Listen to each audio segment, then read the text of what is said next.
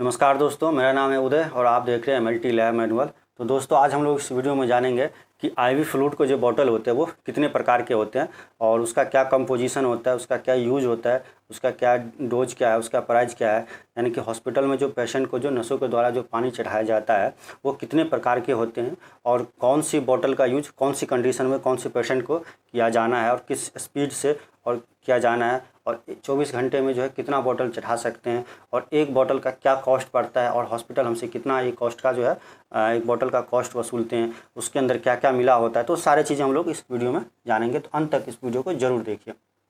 देखिए, आईवी का मतलब होता है इंट्रावीनस, जो नसों से दिया जाए, तो इसी को बोलते हैं आईवी फ्लूइड बॉटल। तो सबसे जो कॉमन होता है वो एनएस होता है जिसको नॉर्मल सलाइन बोलते हैं। दूसरा होता है आरएल जिसको रिंगर लैक्टेट बोलते हैं। तीसरा होता है डीएनए जिसको डेक्सट्रोज नॉर्मल सलाइन बोलते हैं और चौथा होता है मैनिटोल सॉल्यूशन। तो यही 4 प्रकार के जो आईवी फ्लूइड के बॉटल होते हैं कॉमनली हॉस्पिटल में या क्लिनिक में जो पेशेंट को यूज किए जाते हैं देने के लिए इमरजेंसी वगैरह के केस में। लेकिन इसके अलावा और भी होते हैं, जैसे D5 हो गया, D10 हो गया, उसके बाद हाफ नॉर्मल सलाइन बोलते हैं, हाफ डेक्सट्रोज होते हैं जिसको हाइपोटोनिक सोल्यूशन बोलते हैं। उसके बाद 1% 2% नॉर्मल सलाइन, 25% डेक्सट्रोज। तो पेशेंट के कंडीशन के अनुसार से ये सब यूज किए जाते हैं।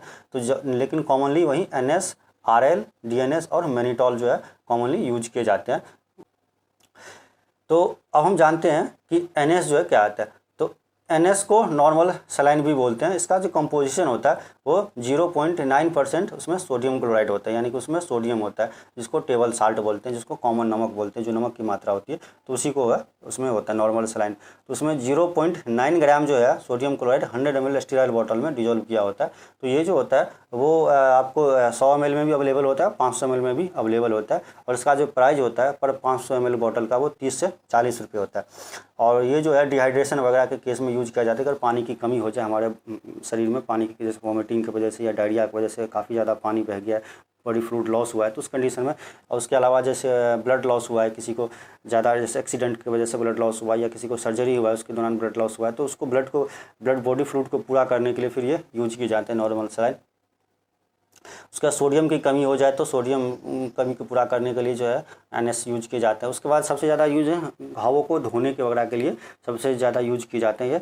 और उसके बाद जो इंजेक्शन वगैरह कुछ इंजेक्शन आते हैं जो पाउडर फॉर्म में, उसको डिजोल्व करके फिर लगाए जाते हैं। तो डाइल्यूट करने के लिए उस इंजेक्शन को डाइल्यूट करने के लिए भी यूज किए जाते हैं नॉर्मल सलाइन।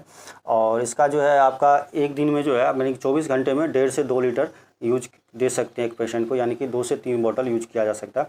और इसका जो देने का जो स्पीड होता है किसी भी आईवी फ्लूइड का, वो आपको 45 से 1 घंटा यानी कि 45 मिनट से 1 घंटे तक में जो एक बॉटल देना चाहिए, लेकिन नॉर्मल पेशेंट के। लेकिन अगर किसी को सीवियर प्रॉब्लम है तो फिर उसको जो है 10 मिनट में, 20 मिनट में, 30 मिनट में भी जो एक पूरा बॉटल दे सकते हैं। डिपेंड्स करता है पेशेंट की कंडीशन पर, वो डॉक्टर अपने हिसाब से देख के फिर देते हैं कि कौन से पेशेंट को कौन सा बॉटल देना है और किस स्पीड से वगैरह देना है।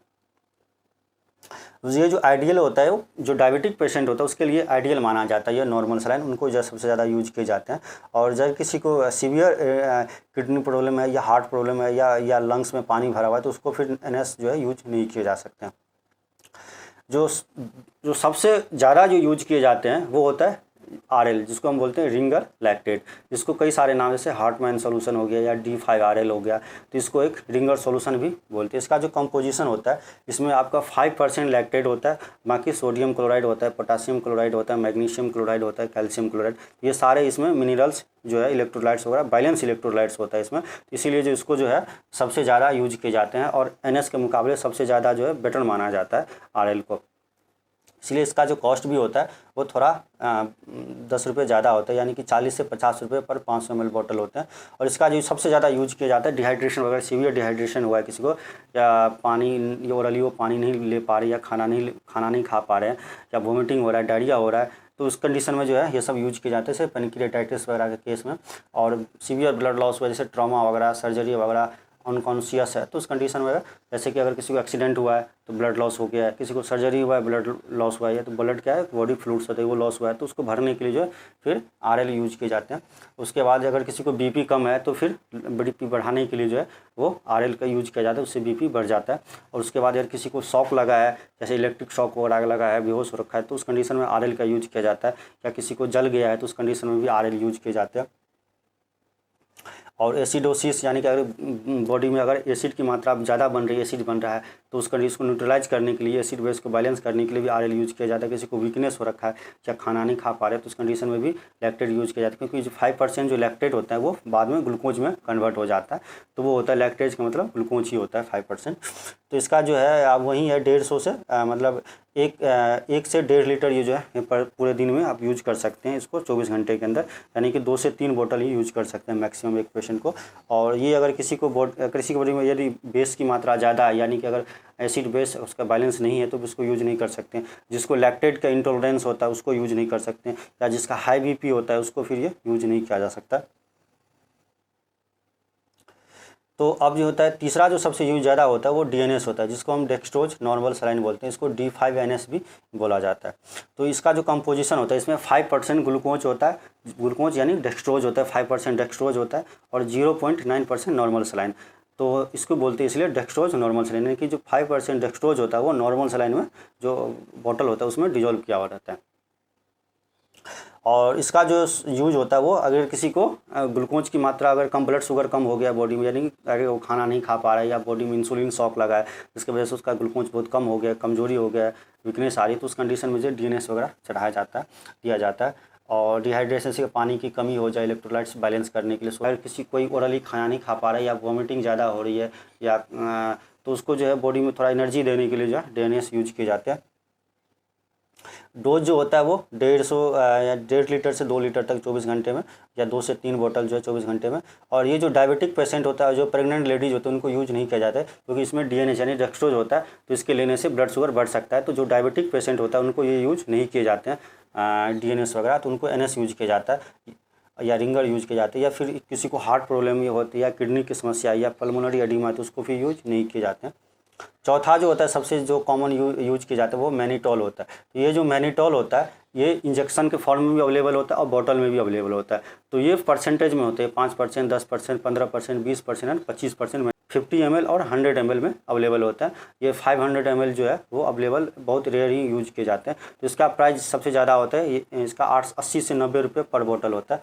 किसी को अगर यूरिन बहुत कम बन रहा है, यानी कि अगर यूरिन प्रोडक्शन बहुत कम हो रहा है, तो फिर उनको ये यूज किया जाता है ताकि यूरिन जो है शरीर में बनने लग जाए, यानी कि किडनी जो है उसको यूरिन फोर्स करे किडनी यूरिन बनाने के लिए। तो उस कंडीशन में, या फिर जो है उसको रीनल फेल्योर हुआ है, किसी को किडनी की समस्या जिसकी वजह से जो यूरिन नहीं बन पा रहा है, तो उस कंडीशन में, या ब्रेन में अगर किसी प्रकार का स्वेलिंग वगैरह हो रखा है, या ब्रेन में नर्वस सिस्टम में किसी को जो एडिमा वगैरह पानी भर गया, तो उस कंडीशन में किया जाता है। आँखों में पानी भर गया है, आँखें फूल गया, तो उस कंडीशन में किया जाता है। तो बेसिकली जो है नर्वस सिस्टम से रिलेटेड जो समस्या होती है उसमें ये किए जाते हैं।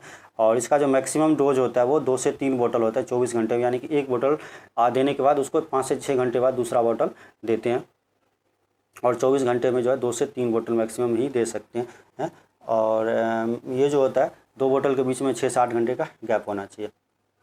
और जो बाकी जो होता है वो D5, जिसको हम डेक्सट्रोज 5% होता है, तो इसको कई सारे नाम से भी जानते हैं। D5W है, इसका मतलब 5% डेक्सट्रोज इन वाटर है। अगर D5NS है लिखा हुआ है, इसका मतलब 5% डेक्सट्रोज है वो NS में डिजोल्व किया हुआ है।